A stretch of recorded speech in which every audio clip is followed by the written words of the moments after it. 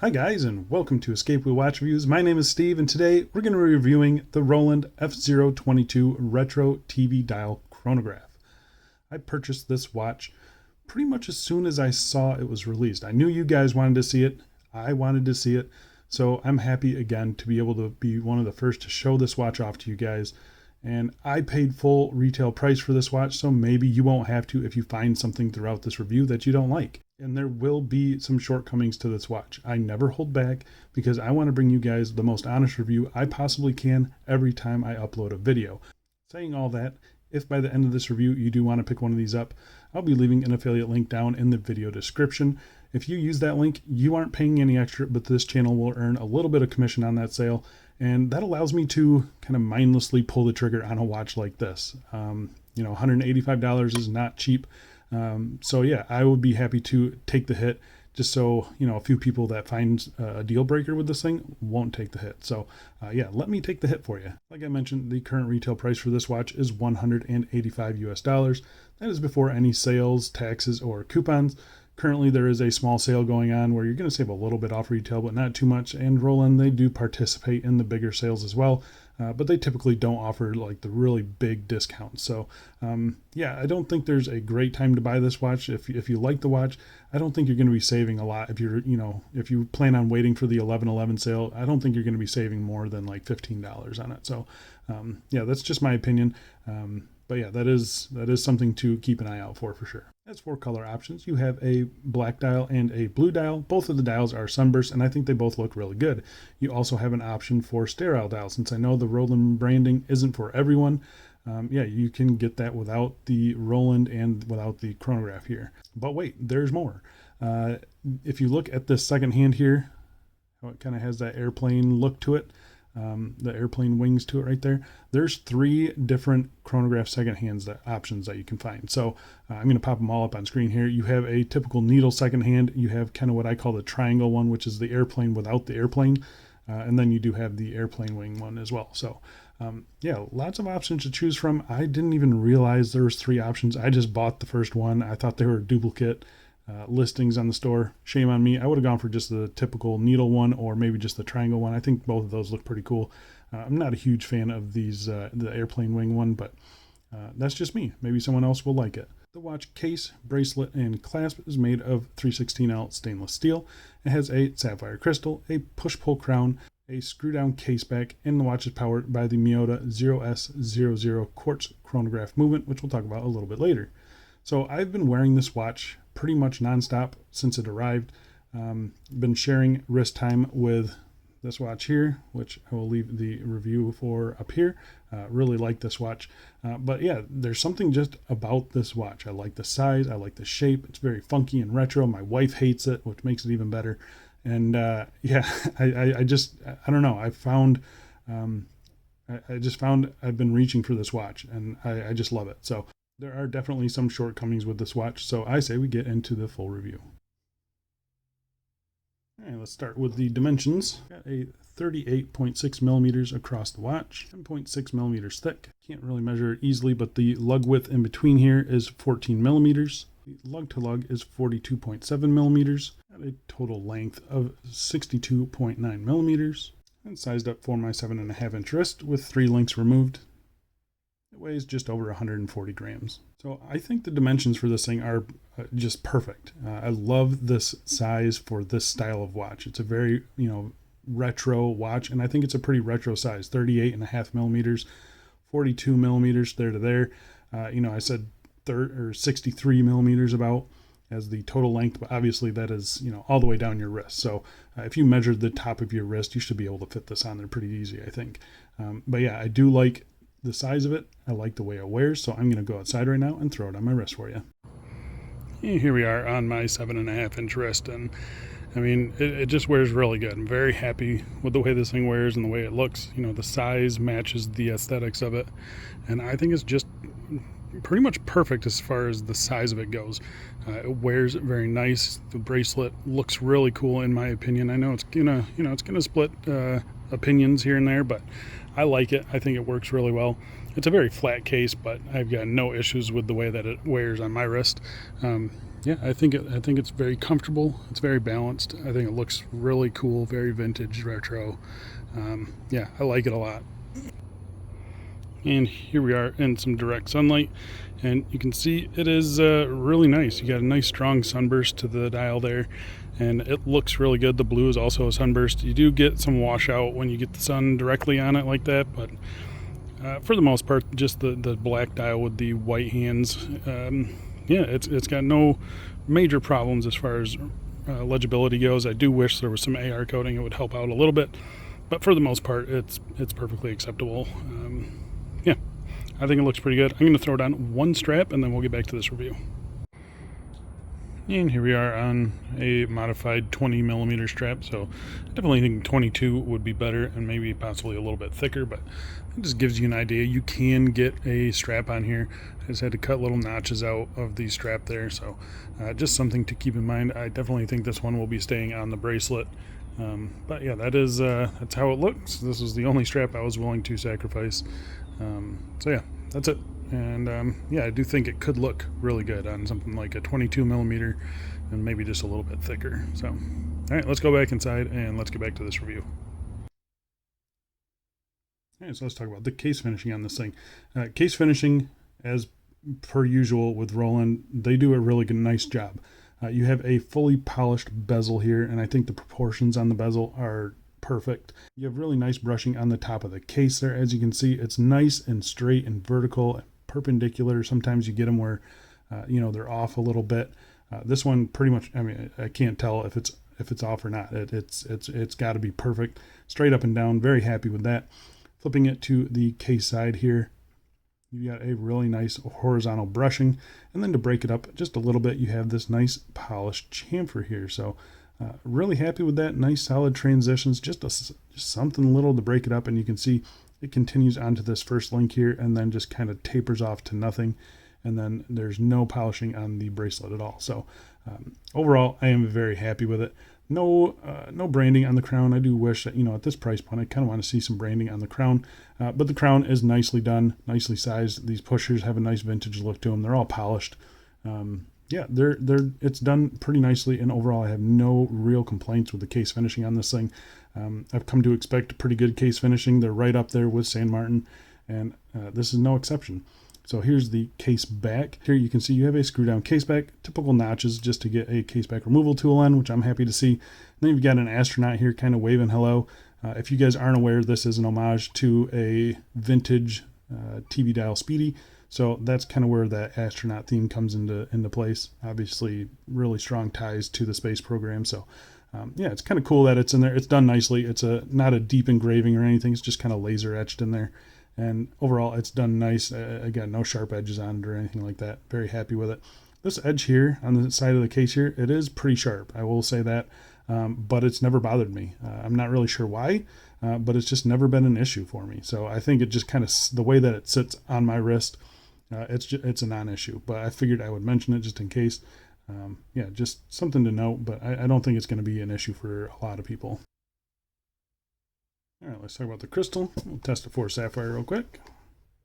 It is a sapphire crystal. It's a very simple crystal, perfectly flat, obviously an unusual shape, but yeah, it's nothing really out of the ordinary.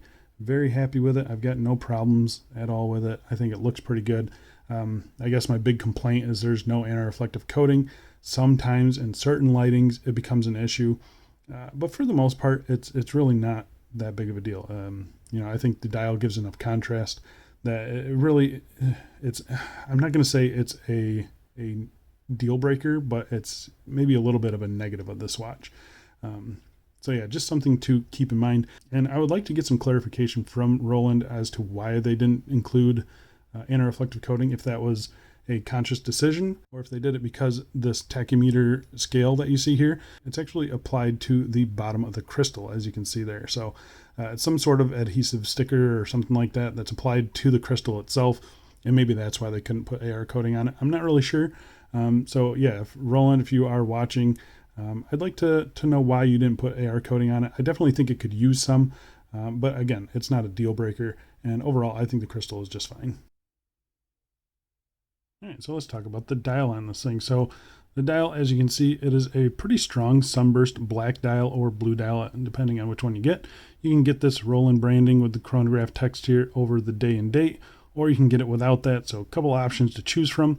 I think it all looks pretty good. Like I mentioned, there are 3 different chronograph second hands there. So there's your nice view of those airplane wings. You can get this same second hand without those airplane wings, or just a typical kind of needle second hand.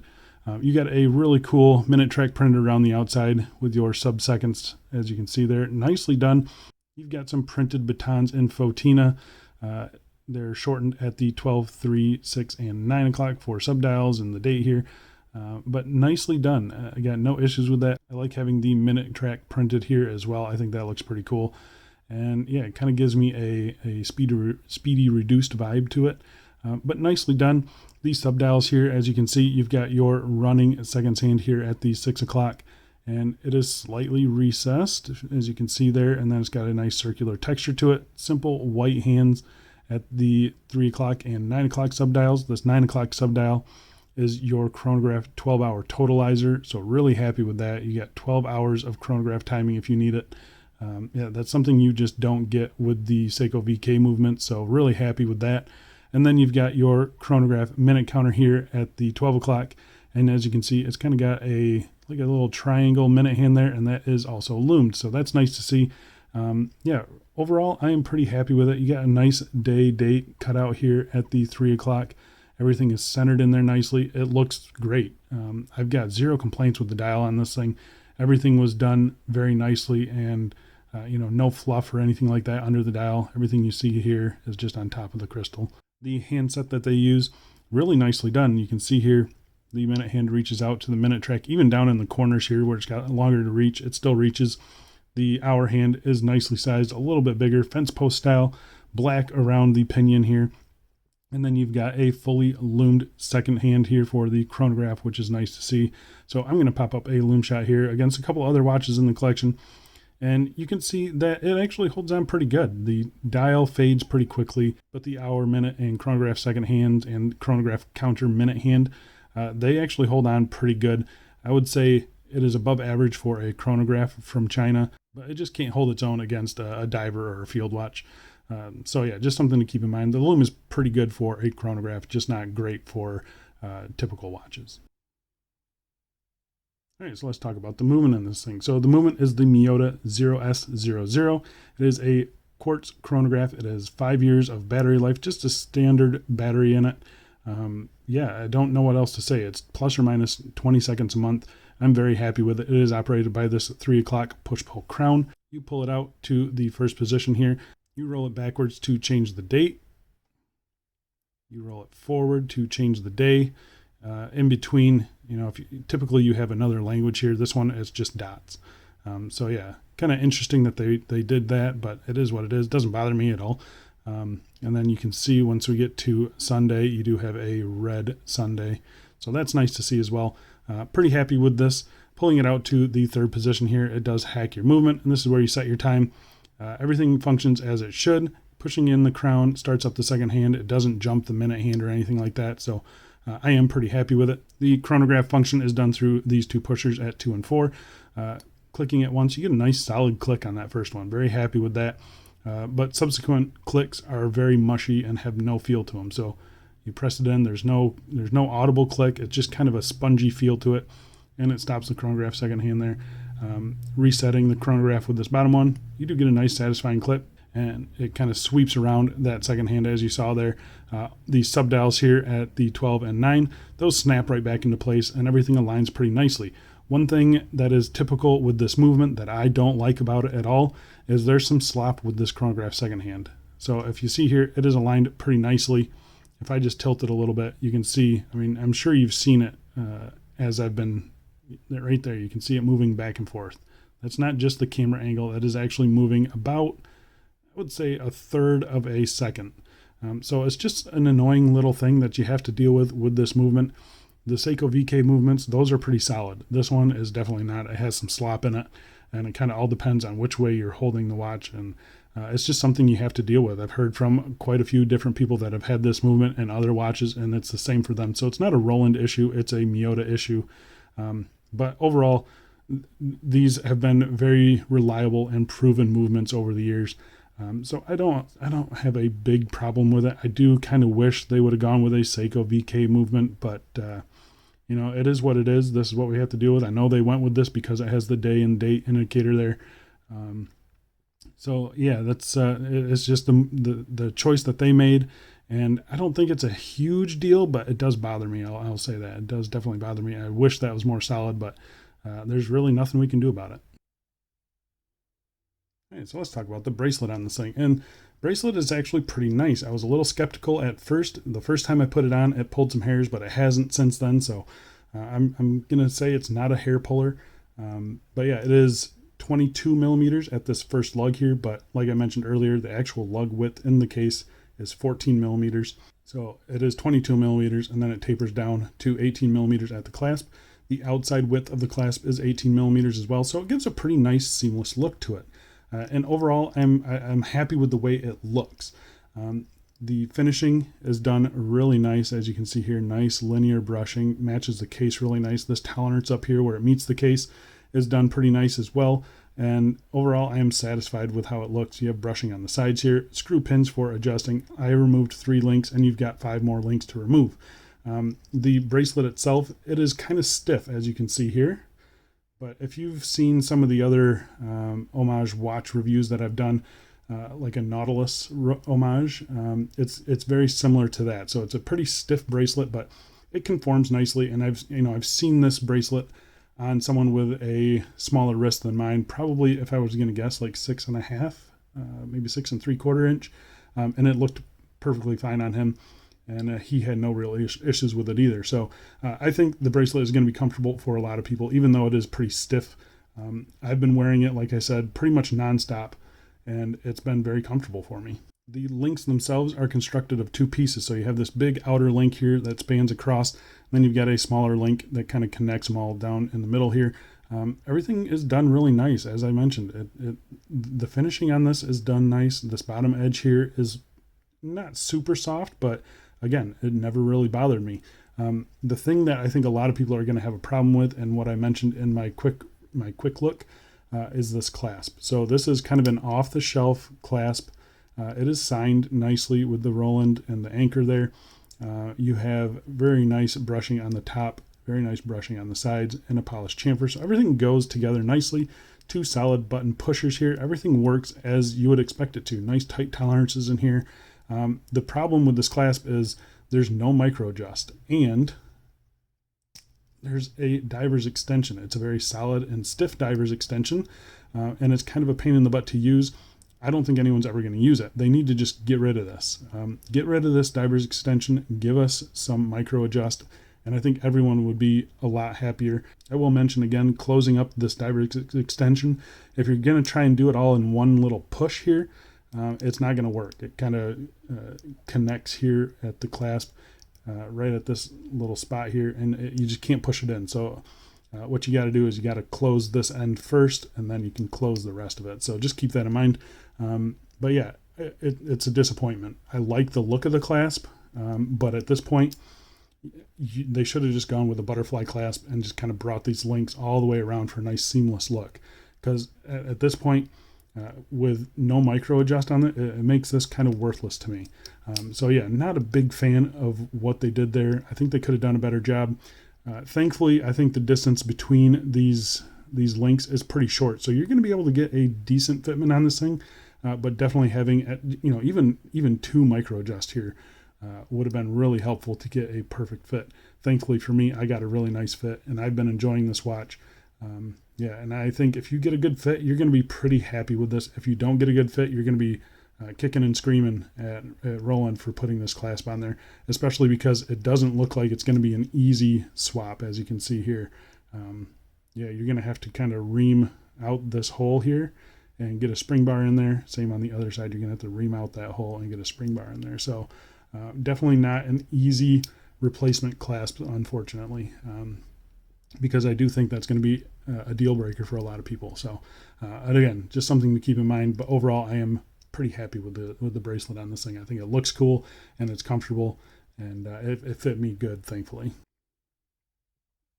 So there you go, guys. That is the Hruodland F022 Retro TV Dial Chronograph. I love seeing these things. Very happy that something like this is actually on the market. We're straying away from the Rolex homages and getting into some more obscure and unattainable watches. And yeah, I'm happy to see it. I'm happy that we're able to get our hands on watches like these for relatively cheap prices. So yeah, there's not too much to dislike about it, but I think the things you are going to dislike are possible deal breakers for you. So that wobbling second hand there on the chronograph, no anti-reflective coating, and then that clasp. Yeah, that's kind of my big issues with this watch. Yeah, other than that, if you can get past that, I think it's a really good watch. It's a really fun and interesting looking watch for not a whole lot of money. You get some really good finishing and a good bracelet. And I think most people are going to be pretty happy with this watch if they do pick it up. So again, if you are interested in this, I'll be leaving that affiliate link down below. Thank you guys for using it. Thank you guys for watching. I think that's it for me, and I'll see you in the next one. See ya.